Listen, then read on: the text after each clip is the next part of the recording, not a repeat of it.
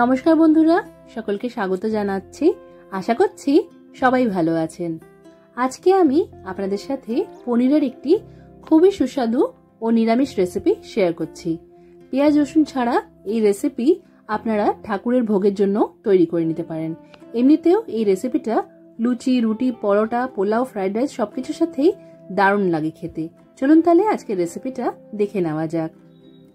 এই রেসিপিটা তৈরি করার জন্য এখানে একটা কড়াই মাঝারি আঁচে গরম করতে বসিয়ে এর মধ্যে 1 চা চামচের মতো ঘি দিয়ে সেটাকে ভালো করে গরম করে নিলাম। তারপর আঁচটা একদম কমিয়ে দিয়ে এর মধ্যে আমরা ছোট বাটির 1 বাটির মতো মাখানা দিয়ে দিলাম। মাখানাটা দিয়ে প্রায় 2 থেকে 3 মিনিটের জন্য এরকম আঁচ কমিয়ে রেখেই ভালো করে ভেজে নিতে হবে। মাখানাটা ভালো করে ফ্রাই করা হয়ে গেছে। এবার এগুলো কড়াইয়ের থেকে তুলে নিলাম। আর এই কড়াইয়ের মধ্যেই আমি 2 টেবিল চামচের মতো দিয়ে দিলাম সরষের তেল। তেলটা ভালো করে গরম হয়ে গেলে আঁচটা মাঝারি করে দিয়ে এর মধ্যে পনিরের টুকরোগুলো দিয়ে ভালো করে ভেজে নিতে হবে। এখানে আমি 400 গ্রাম পনির নিয়েছি। পনিরের টুকরোগুলো মাঝারি আঁচ রেখেই ভাজতে হবে। আর এই পনির ভাজতে খুব একটা বেশি সময় লাগে না, একটু হালকা সোনালি রং ধরবে তখনই এগুলো আমরা কড়াই থেকে তুলে নেব। মোটামুটি 3 মিনিটের মতনই সময় লাগবে এই পনির ফ্রাই করতে। তো এরকম তলা দিয়ে তুলে তুলে আমি এটাকে নাড়াচাড়া করে নিচ্ছি। এখানে আমাদের পনিরটা ভালো করে ফ্রাই করা হয়ে গেছে। এটাও এবার আমরা কড়াই থেকে তুলে নেব।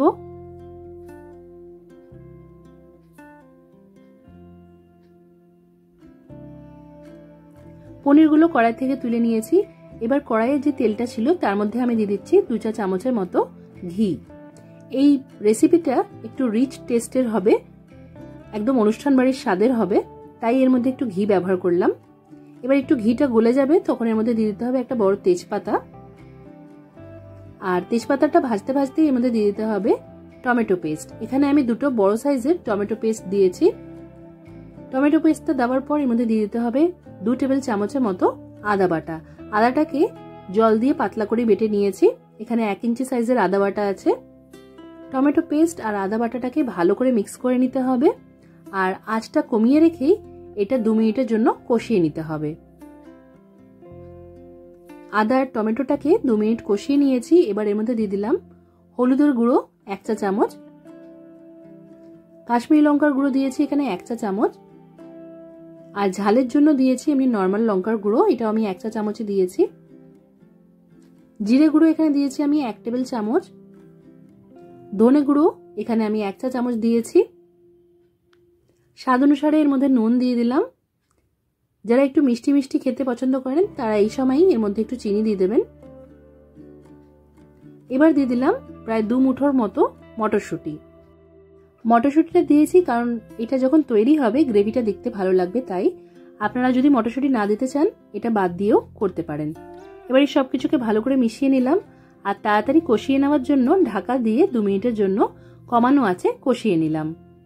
এবার 2 মিনিট পর ঢাকাটা সরিয়ে রাখলাম। আরেকবার নাড়াচাড়া করে দিচ্ছি। দেখতেই পাচ্ছেন মশলার থেকে সাইডে তেল ছেড়ে দিয়েছে, খুব সুন্দর কালার হয়ে গেছে। এবার এর মধ্যে দিয়ে দেবো আমরা কাজু আর চারমগজ পেস্ট। এখানে আছে 10 টুকরোর মতো কাজু আর 2 টেবিল চামচ চারমগজকে ছোট চায়ের কাপের 1 কাপের মতো জল দিয়ে ভালো করে পেস্ট করে নিয়েছি। সেই পেস্টটা দিয়ে দিলাম।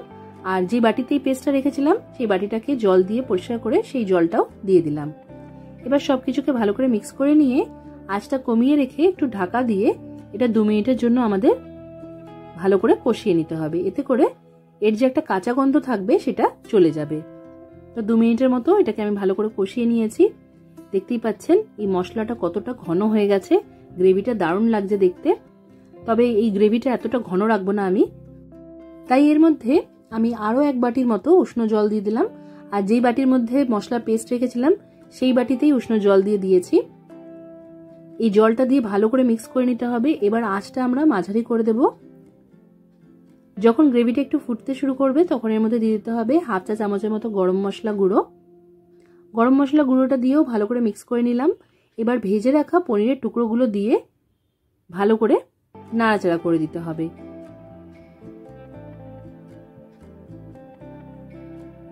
আর যে আমরা মাখানাগুলোকে কড়াইয়ের মধ্যে একটু ভেজে রেখেছিলাম সেটাও এই সময় দিয়ে দিতে হবে। আমাদের রান্নাটা প্রায় হয়েই এসছে। আর 2 মিনিটের মতো এটাকে আমরা মাঝারি আঁচ রেখে ভালো করে ফুটিয়ে নেব। তাহলেই আমাদের আজকের এই পনির মাখনির গ্রেভিটা একদম ভালোভাবে রেডি হয়ে যাবে। এবার আবারও এটা 2 মিনিটের জন্য ঢাকা দিয়ে দিলাম। মাঝারি আঁচে ভালো করে ফুটিয়ে নিয়েছি। দেখতেই পাচ্ছেন মাখানাগুলো সুন্দরভাবে ফুলে গেছে আর কতটা সফট হয়ে গেছে। গ্রেভিটাকে আরেকবার নাড়াচাড়া করে দিলাম। তৈরি হয়ে গেছে আমাদের পনির মাখনি। এটা আপনারা নিজেদের পছন্দসই রেসিপির সাথে পরিবেশন করতে পারেন। আজকের রেসিপি ভালো লাগলে অবশ্যই করে ট্রাই করবেন। কমেন্ট করে জানাতে ভুলবেন না যে কেমন লাগলো। আজকের মতো এখানেই শেষ করলাম। সবাই খুব ভালো থাকবেন আর সবাইকে খুব ভালো রাখবেন। ধন্যবাদ।